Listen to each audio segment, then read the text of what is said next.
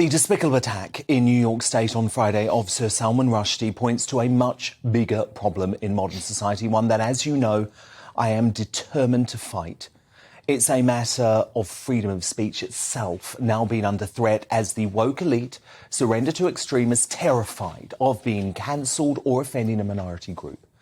So as Rushdie lies in hospital, having been stabbed multiple times on Friday, it's worth remembering his words as a group of his contemporaries in 2015 protested against the staff of the French satirical magazine Charlie Hebdo being honoured with an award. Now, remember, just 12 months earlier, 12 of its staff were brutally killed in an Islamic terrorist attack because they had published apparent offensive material that, quote, intensifies the anti-Islamic sentiments already prevalent in the Western world.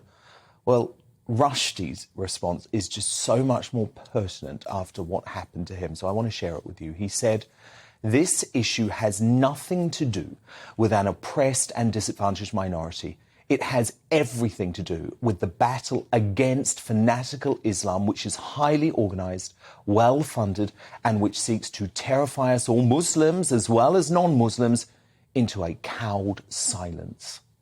How brave is that man? A man who would not cower no matter how many times Islamic extremists threatened his own life.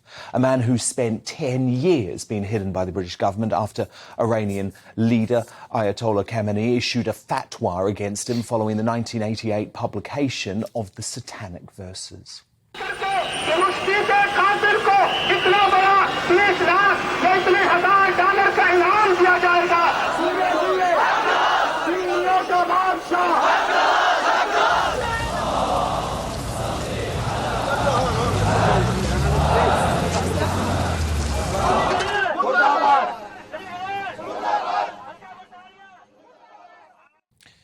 But sadly, as the woke West, we have now cowered.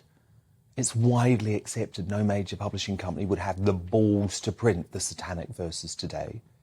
How else can we explain society largely ignoring the Batley grammar school teacher who still remains in hiding after losing his job a year ago for showing an image of the Prophet Muhammad in class? How else can we explain the despicable treatment of J.K. Rowling by her peers who have attempted to cancel her for standing up for biological reality?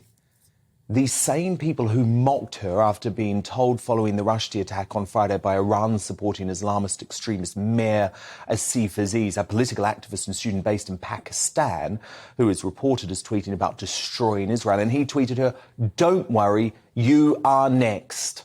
So it's now or never for this woke literary world to stand up for free speech. As I've written in a column for the Mail Online tonight, free speech is being eroded as the cancel culture mob bows to the external malevolent forces on a regular basis. What's most frustrating is they do so using the argument that they are promoting tolerance in society, when in fact all they do is encourage the sort of violence against Rushdie by empowering the likes of Iran. The constant threats are working.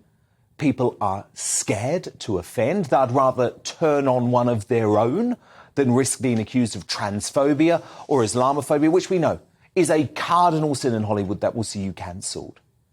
But Rushdie's attack needs to be a moment of recalibration, starting with the full-throttled support of Rowling to express her views on gender without facing any consequence from her own peers. As Rushdie's son, Zafar, declared wisely after the brutal attack on his father, free speech is life itself. Free speech is the whole thing, the whole ball game.